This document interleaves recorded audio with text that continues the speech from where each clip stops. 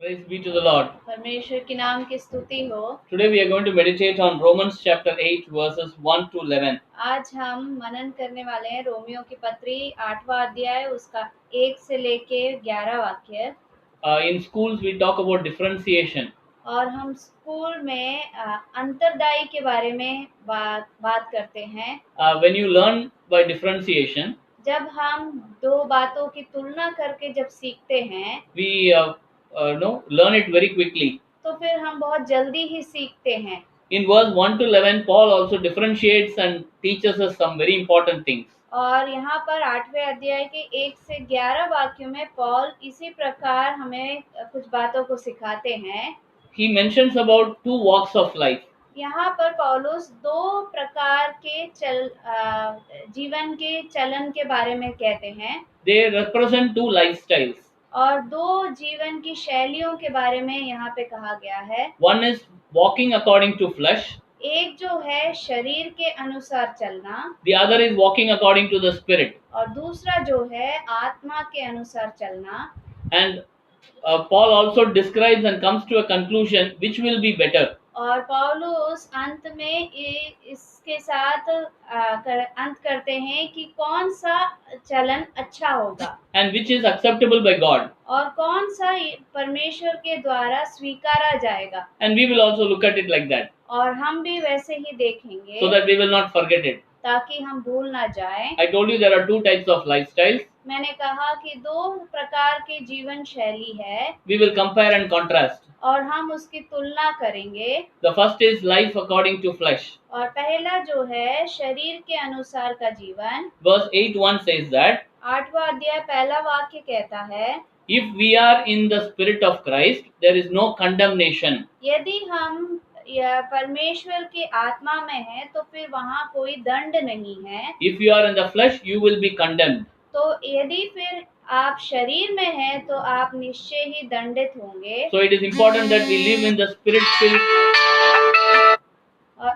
It is very important that we live according to the spirit. और इसलिए ये बहुत मुख्य है कि हम आत्मा के अनुसार जिए। In verse 2, और दूसरे वाक्य में, if you are in the spirit of Christ, और यदि आप यीशु मसीह की आत्मा में हैं, you are free.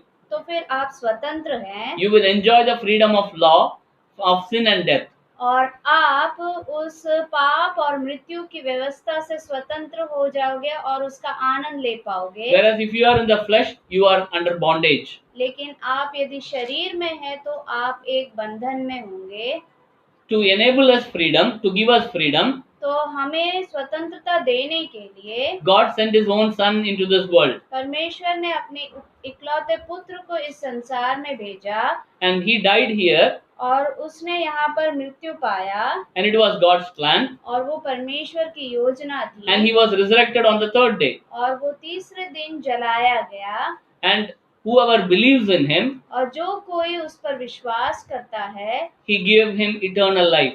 और उसे उसने अनंत जीवन प्रदान किया। And not only that, और केवल ये ही नहीं, Paul says that पौलुस ये भी कहता है, in verse 4 he says that चौथे वाक्य में इस प्रकार कहता है, Jesus Christ was crucified here यीशु मसीह यहाँ पर क्रूस पर चढ़ाए गए as a righteous requirement of the law. एक धार्मिक जरूरत जो व्यवस्था की थी। And the requirement was crucifixion.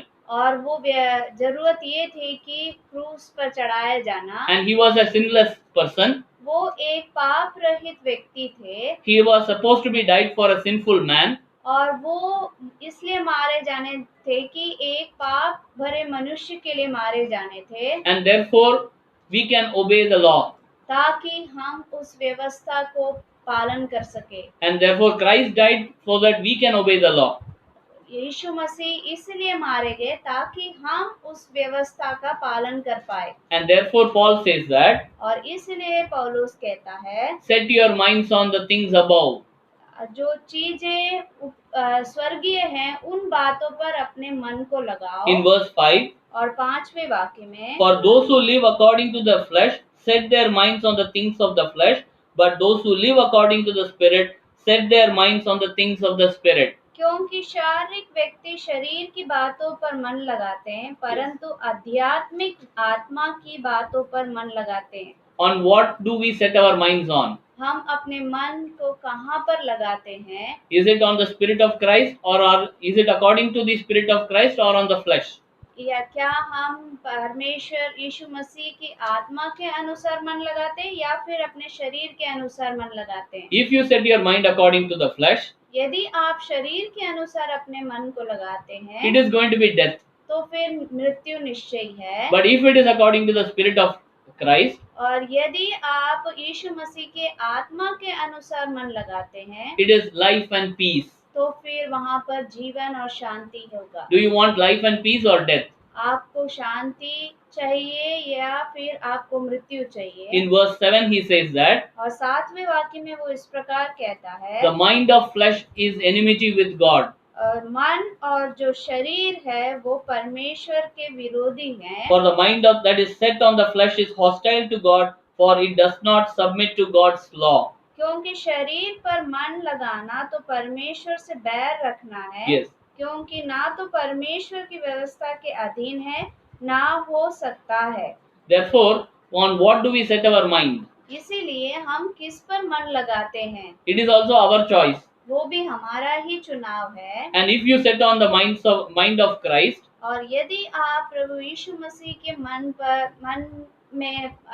के अनुसार लगाते हैं you will be pleasing God. तो फिर आप निश्चय ही परमेश्वर को प्रसन्न करेंगे। If not, अगर नहीं you will not please God. तो फिर आप परमेश्वर को प्रसन्न नहीं कर पाएंगे।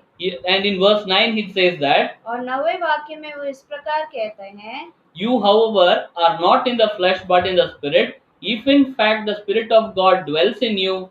Anyone who does not have the Spirit of Christ does not belong to him. परंतु जबकि परमेश्वर का आत्मा तुम में बसता है तो तुम शारीरिक दशा में नहीं परंतु आत्मिक दशा में हो। यदि किसी में मसीह का आत्मा नहीं तो वह उसका जन नहीं। So the Spirit of Christ doesn't want to have a temporary residence. और इसलिए पर यीशु मसीह की आत्मा एक तात्कालिक रेसिडेंस नहीं चाहता है। It wants to dwell in you permanently. वो आप में हमेशा के लिए बसना चाहता है। Only then you will be accepted by Christ. तभी आप यीशु मसीह के द्वारा स्वीकारे जाओगे।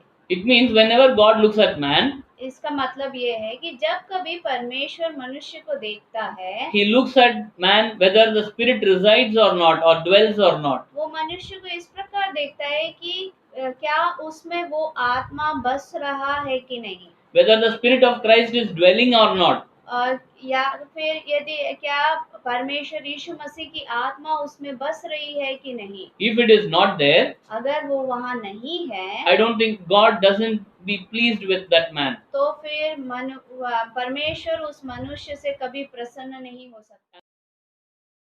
That is one of the basic requirements of man. और वो ही सबसे खास जरूरत है मनुष्य का। And in verse 10, और 10वें वाक्य में, but if Christ is in you, although the body is dead because of sin, the Spirit of life because of righteousness. यदि मसीह तुम में है तो देह पाप के कारण मरी हुई है परंतु आत्मा धर्म के कारण जीवित है। That means if the Spirit is in you, if the Spirit of Christ in you, you are living. यदि यीशु मसीह की आत्मा आप में है तो आप जीवित रहेंगे। You know how it is living? और आप जानते हैं कैसे जीवित रहेंगे? After Christ was crucified, जब यीशु मसीह को क्रूस पर चढ़ाया गया, it was God's power which was in him that resurrected Christ. और वहाँ पर परमेश्वर की शक्ति थी जिसके द्वारा वो जिलाए गए। And the same power will also resurrect you and me. और वही शक्ति आपको और मुझे भी जिला सकता है। That is why God says, Christ, the Spirit of Christ should be in you. और इसीलिए परमेश्वर कहता है कि यीशु मसीह की आत्मा आप में होना जरूरी है। And that is a permanent relationship. और वो हमेशा हमेशा का संबंध है। And that is a righteous requirement of the law. और वही एक धार्मिकता की जरूरत है। Only then we can obey God. तभी हम परमेश्वर की आज्ञा को मान सकते हैं। Only then we can live in life and peace. और तभी हम जीवन और एक शांति में रह पाएंगे। Only then we can enjoy the freedom from sin and death. और तभी हम मृत्यु और पाप से स्वतंत्र होकर वो जीवन जी पाएंगे। Do you want the Spirit of Christ क्या आपको परमेश्वर यीशु मसीह की आत्मा चाहिए, so that He can come and dwell in you and dwell in you permanently? ताकि वो आप में आकर हमेशा के लिए बस सके? And that is a wonderful experience. और वो सचमुच अद्भुत एक अनुभव है। And there, the power of Christ, God will be revealed in you. और वहाँ पर परमेश्वर की शक्ति आप में प्रकट होगी। Therefore, therefore, the spiritual life will take you to eternal life. और इसलिए ये आत्मिक जीवन आपको एक अनंत जीवन की ओर ले जाएगी। Let us enjoy a life in spirit. हम अपने जीवन को आत्मा में आनंद के साथ जिए। That is one of the righteous requirement. और वही सबसे एक धार्मिक आवश्यकता है। That is why Christ came and died and was resurrected. और इसीलिए यीशु मसीह यहाँ पर आकर मारे गए और तीसरे दिन जिलाए गए। And let us believe in Him. और आइए हम उस पर विश्वास करें। May God bless us with His word. परमेश्वर हमें इन वचनों से आशीषित करे। Amen.